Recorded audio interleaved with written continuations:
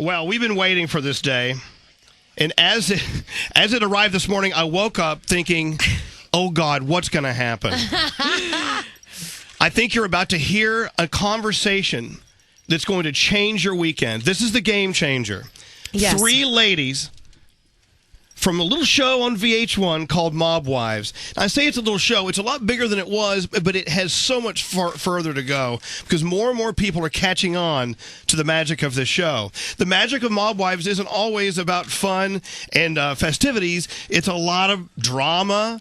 There's a lot of family stuff going on, but there's friendship between women.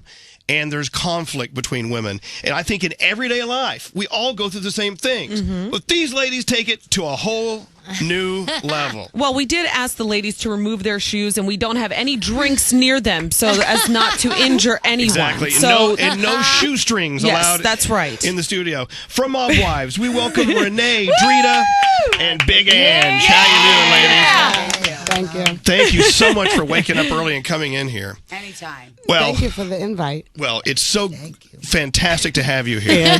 I don't even know where to start, but I will start with the laws of the nation. According to the Federal Communications Commission, there are certain words we cannot use on our show. And since this is a live show, there's no editing.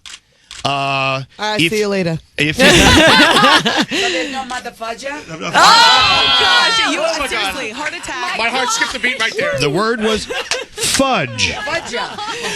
We do have a system here where we can erase some of your words, but not a lot.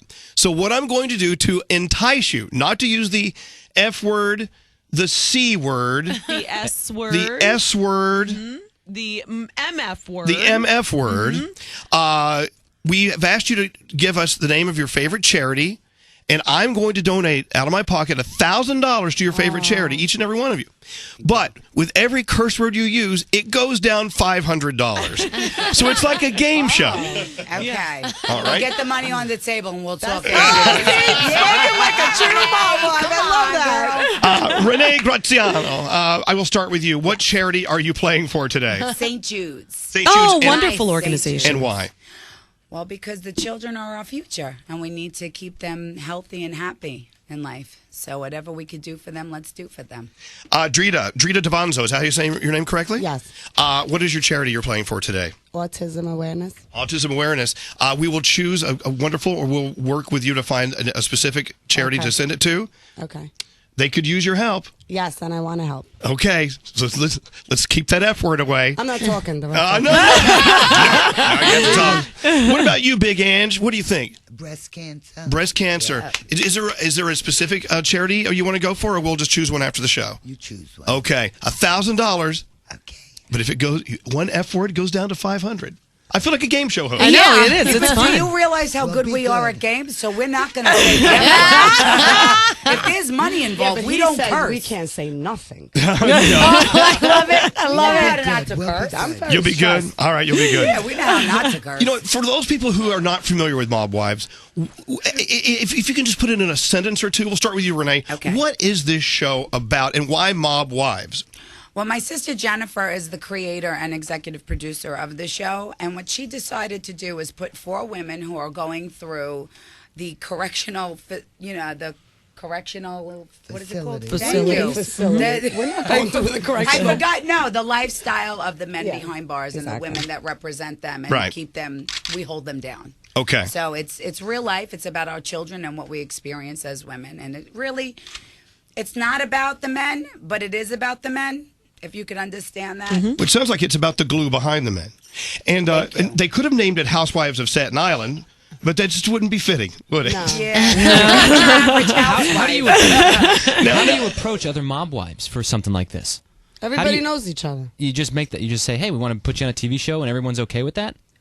Well, Drita was much more quiet about the situation and thought about it much more than I did.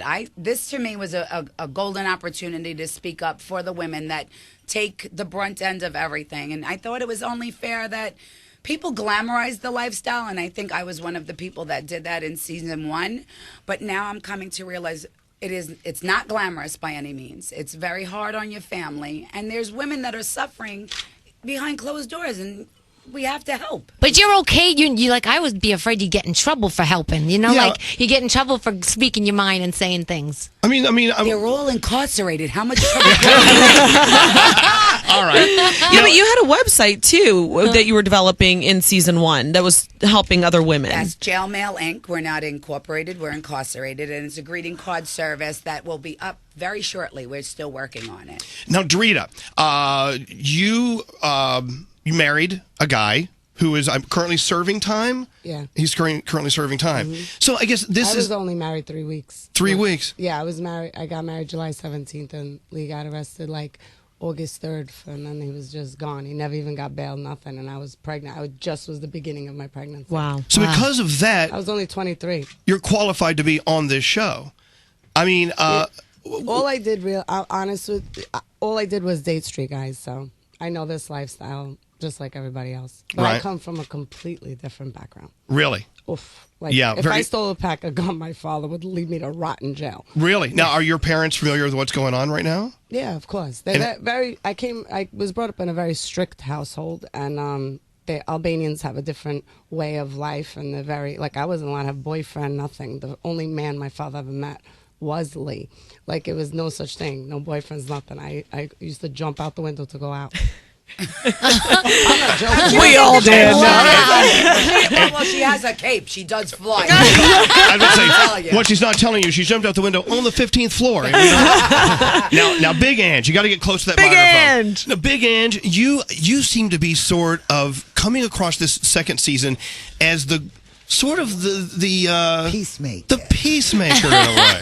And it doesn't seem like you really want to cause trouble between anyone. Look, what do you find your role is on this show, Mob Wives?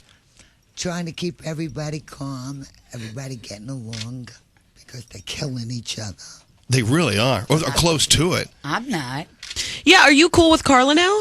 Because you and Carla were having a fight in the last episode. Yes, we weren't getting along due to nonsense, and in the last episode, I'm confront people quickly. I brought it up to her when we ironed it all out, so Okay. we are on the same page again. And See, that makes us mad. We don't want you to be on the same No, page. there's still a fight. Don't worry, there's Drita and Karen? 8 episodes left. Okay. Still not really cool with each other? No. Oh, Because man. when you ladies fight, it's not just a little tiff. I mean, it's a It's a boudel. It's a throwdown. Wait a minute, I saw Yeah. blood. I saw blood in a fight. Yeah. I was like, what?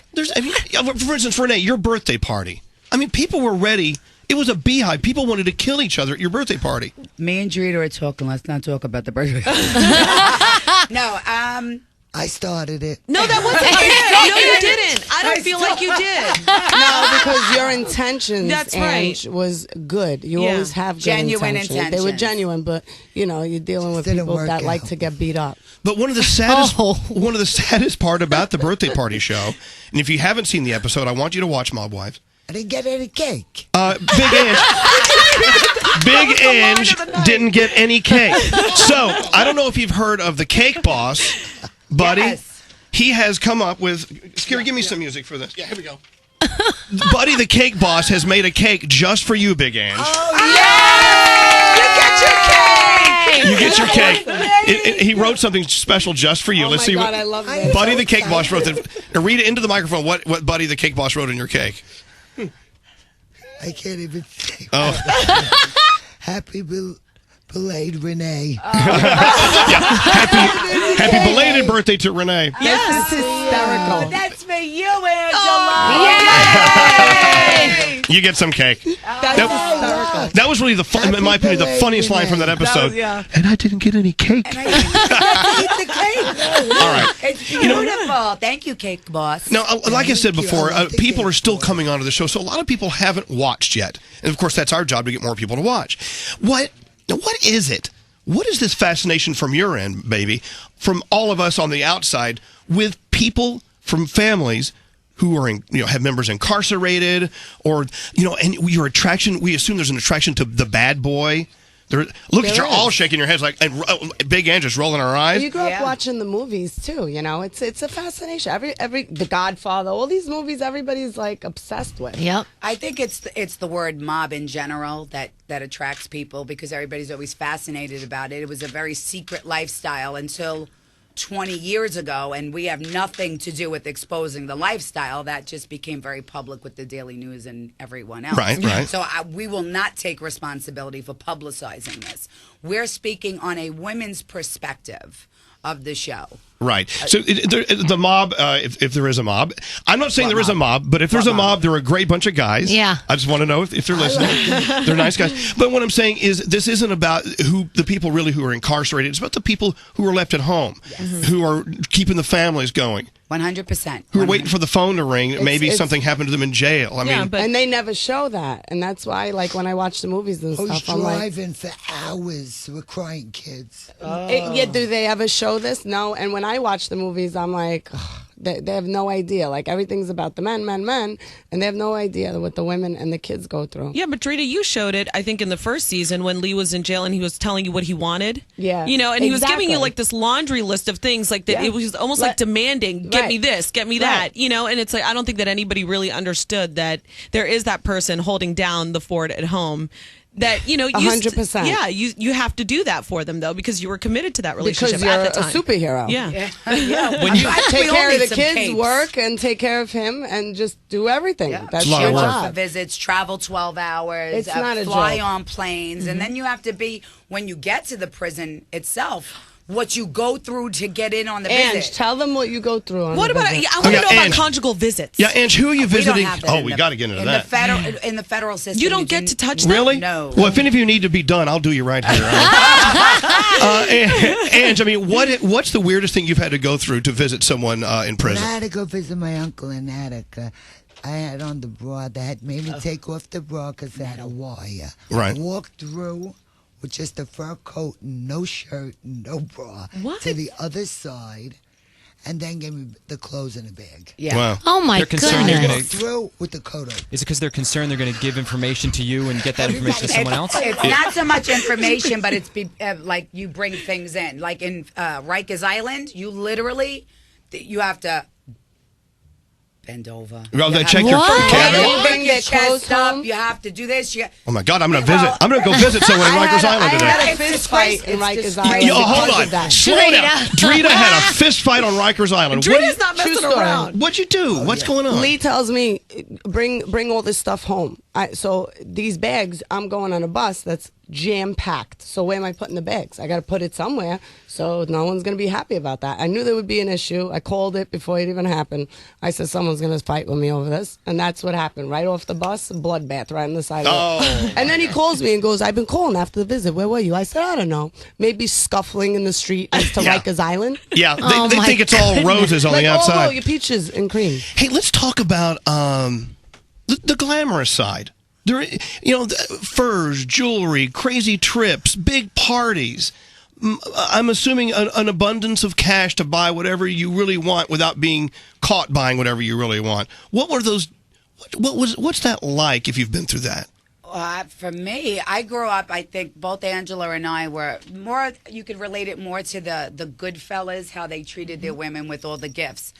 Like my wedding, I had 497 people at my Wow. wedding. It was just this big ballroom. And I don't think I said hello to everybody. I mean, I was lucky enough to have the little garbage bag filled with the envelopes. But at the end of the day, Really? A garbage bag? it was, yeah. Okay, I'm gonna ask a just the tacky white question. One. It wasn't Damn. a green Tacky question. How much money was in that bag? Oh, Elvis. No, it's A tacky. lot. It's tacky. A lot. Oh, So hundreds, all the hundreds of cards thousands of with dollars. the money on it, so it's legitimate money. Yeah. What you do is They didn't print it up and bring no, it in. I'm going to tell you what you do when you. This is the God's honest truth. For christenings, confirmations, right. weddings, you write on the back of the envelope the amount of money because Yeah. that's your that's a gift, Right. And that you don't have to pay taxes on your gift money. I've got to my get married. gosh. You keep track of what you have. Did you do the dollar dance at your wedding?